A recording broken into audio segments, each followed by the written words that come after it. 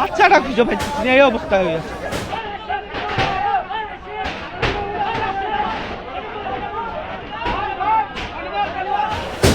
যদি পানি দেওয়া হয় প্রথমত সাধারণত সেই অংশটা নিভে যায়, কিন্তু কিছুক্ষণ পর সেখানে আবার ধাও ধাও করে জ্বলে ওঠে আগুন। এই যে দেখছেন যারা এখানে সাধারণত নিম্ন আয়ের মানুষজনই বসবাস করেন, তারা অনেকেই কাজ করতে চলে গেছেন, কিন্তু এসে দেখছেন তাদের ঘরটা ধাও ধাও করে জ্বলছে।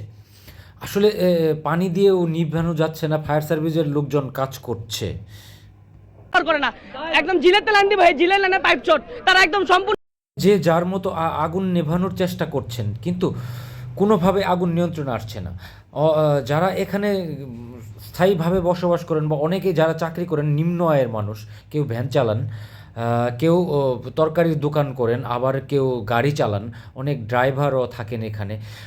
নিম্ন আয়ের যারা ছোটোখাটো জব করেন তারাও এখানে থাকেন। তাদের কি জন্য কি হচ্ছে আসলে?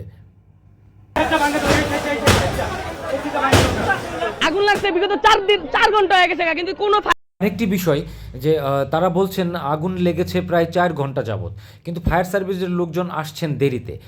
কিন্তু ফায়ার সার্ভিসের লোকজন যেটা বলছেন, তাদের কাছে থেকে শোনা যায় যে তারা এখানে সরু রাস্তার কারণে ঢুকতে পারেননি এবং সেভাবে ঢোকা যাচ্ছে না আগুন নিভানোর সময়। তাছাড়া পানির সংকট।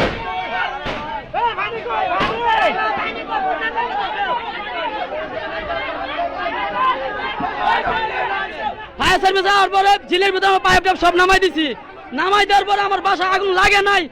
বলছেন ফায়ার সার্ভিস আসার পরে তারা তাদের সেই পাইপ ঝিলে সেই হাতির ঝিলের যে ঝিলটি আছে সেখানে নামিয়ে দিয়েছেন, কিন্তু সেখান থেকেও পানি সেভাবে সংগ্রহ করতে পারছে না ফায়ার সার্ভিস। এবং তারা যদি চেষ্টা তাদের আসলে তারা বলছেন যে ফায়ার সার্ভিস আসলে আগুন নেভানোর চেষ্টা সেরকমভাবে করছে না, তাদের উদ্দেশ্য অন্য।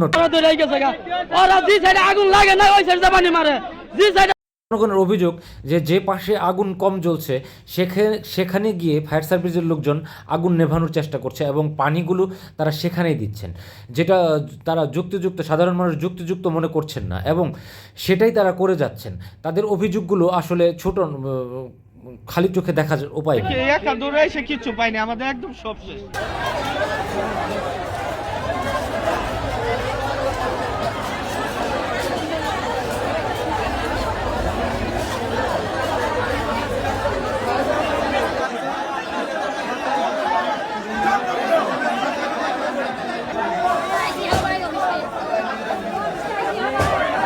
অভিযোগ করেছেন করাইলের এই বস্তিতে আগুন অনেকবারই লেগেছে, কিন্তু অনেকবার লাগলেও সেক্ষেত্রে ক্ষয়ক্ষতির পরিমাণ কম ছিল।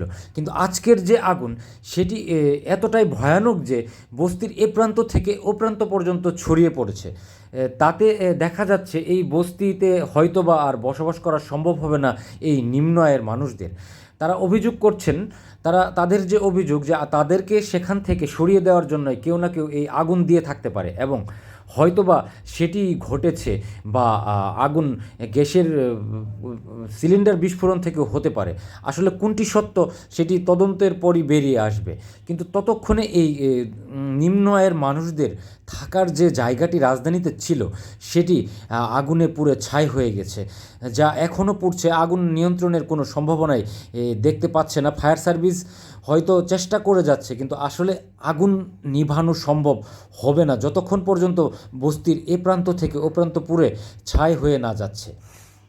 আরেকটি বিষয় যেটা অভিযোগ, সেটার বস্তিতে যদি আগুনটা, ফায়ার সার্ভিসের কর্মীরা বলছেন যে এখানে আমরা যাওয়ার পরে এত মানুষের ভিড়ে আমাদের গাড়ি সেখানে নিয়ে যাওয়া যাচ্ছে না। তাছাড়া এখান থেকে পানি আনতে আমাদের যে সময় লাগছে তাতেও অনেক সময় লাগছে। যেখান থেকে পানি আনার সাথে যে পানি দিয়ে যাচ্ছি সেই যেটুকু আগুন নিভছে, আবার পানি নিয়ে আসতে আসতে পুরো ওটাই আবার আগের থেকে আগুন আরও জ্বলে উঠছে। যেখানে পানি থেকে অক্সিজেন সরবরাহ হচ্ছে সেখানে আগুন আরও নিয়ন্ত্রণের বাইরে চলে যাচ্ছে।